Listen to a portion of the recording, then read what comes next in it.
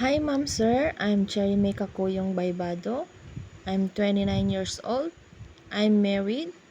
I have 6 siblings and I have 2 children. One 9 years old girl and 2 years old boy. I was work in Saudi Arabia before and I finished my contract.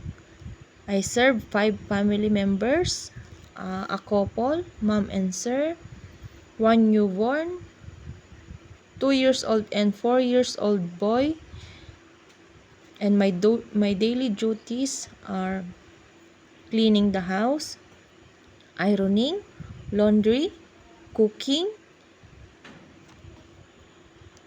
car washing, and gardening.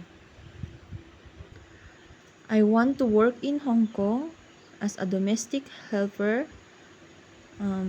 because they can offer me a high salary that can provide my family needs.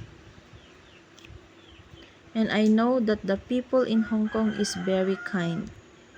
To my future employer, please hire me, and I guarantee you I am a trustworthy, hardworking, a kind, and a humble, and well-mannered person.